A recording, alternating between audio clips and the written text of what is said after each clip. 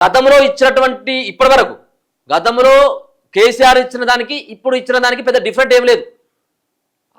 ఆయన గతంలో 6,000 రూపాయలు 5,000 రూపాయలు ఇస్తే ఇప్పుడు ఒక 1,000 రూపాయలు పెంచినట్టున్నది. కానీ ఎకరాల్లో ఎక్కడ పెద్ద తేడా లేదు. ఈయన పెద్దగా అలాకెళ్ళి మల్లారెడ్డి భూమిలో లేకపోయినట్టయితే ఉంటే ఇంకా ఇది ఇది మాజీ ముఖ్యమంత్రి కేసీఆర్ భూముల్లో వాటికి పడట్లేదంటే వాటికి కూడా పడతా ఉన్నాయి పైసలు. ఇంకా నువ్వు ఒక కట్ ఆఫ్ సంబంధించినటువంటి ల్యాండ్ని పెట్టుకొని నువ్వు 5 ఎకరాలకు ఇస్తావా, 7 ఎకరాలకు ఇస్తావా, 3 ఎకరాలకే పరిమితం చేస్తావా, లేకపోయినట్టయితే ఉంటే కేంద్రం ఇచ్చేటువంటి ఏదైతే ఉందో రైతులకు ఇచ్చేటువంటి అది ఏదైతే ఉందో రైతు సాయం కింద ఇచ్చేటువంటిది, ఆ రైతు సాయం కింద ఇచ్చేటువంటి ఎన్ని ఎకరాలు ఉన్నా కానీ 2,000 రూపాయలు ఇస్తా ఉన్నది. 3 విడతలు వాళ్ళు ఇస్తా ఉన్నారు. నువ్వు కూడా ఒక 5 ఎకరాలు కట్ ఆఫ్ పెట్టుకొని నువ్వు ఇస్తానన్నటువంటి 6,000 కావచ్చు, 5 ఆరులో 30,000 ఇచ్చేసి. కానీ 5 ఎకరాలకు పైన ఉన్నటువంటి వాళ్ళకు కూడా ఎందుకు ఇవ్వాల్సినటువంటి అవసరం ఏమున్నది?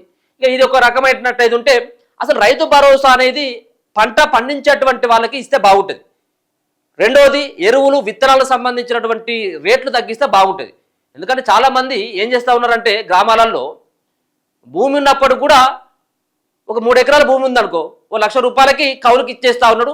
వచ్చేటువంటి రైతు భరోసా అంతా కూడా రైతు సాగు చేసేటువంటి రైతుకు పడట్లేదు, కౌలు రైతుకు పడట్లేదు. ఎవరు పడతా ఉన్నది? అసలైనటువంటి భూమి ఉన్నటువంటి ఓనర్కు పడతా ఉన్నది. ఆయన వ్యవసాయం చేయడు, పంట పండించడు, కష్టం చేయడు.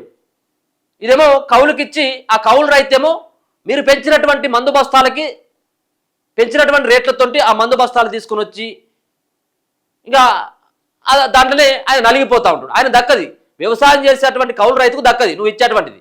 సో దానిపైన దృష్టి పెట్టండి. కౌలు రైతులను కూడా మేము గుర్తించి వాళ్ళకు కూడా ఇస్తామని చెప్పినాం. మరి కౌలు రైతులకు ఇస్తా ఉన్నావా? కనీసం ఒక్కరికైనా ఇచ్చినావా ఇప్పటి వరకు? మరి వాళ్ళని కూడా గుర్తించాలి కదా నువ్వు.